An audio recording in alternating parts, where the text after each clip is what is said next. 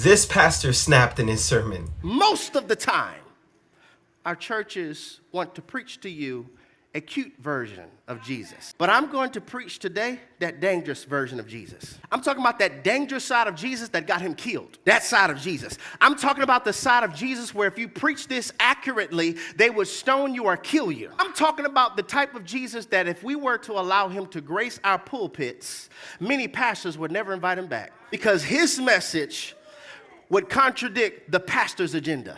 Because if Jesus could preach in our churches on today, I'm talking about that dangerous Jesus, that version of Jesus that will flip over tables in our lobbies. That's more about a church brand than the Great Commission. That dangerous Jesus that will flip over these royal chairs that be in pulpits, that have pastors acting as though they're celebrities and mini stars instead of ministers. And they care more about gaining followers than making disciples. I'm talking about that Jesus, that dangerous Jesus that will flip over tables that's more about church growth than church health. I'm talking about that dangerous side of Jesus that will frustrate those who are gossiping and bad-mouthing about somebody else's sin who went public. Bad-mouthing those who we know their sexual sin, but if truth be told, many of us did the same thing.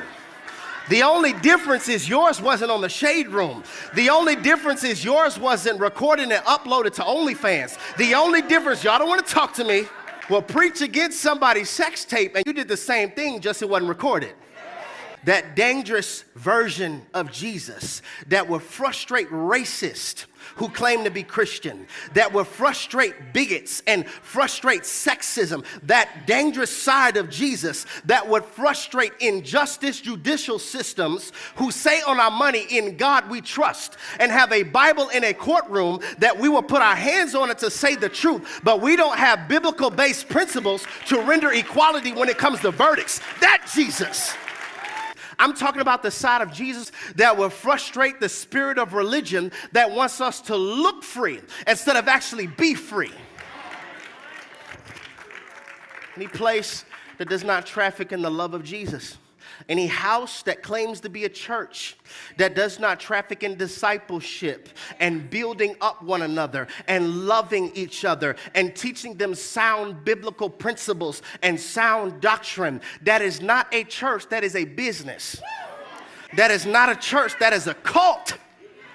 And our biblical ignorance is a funnel for the false prophet to make profit. Bars.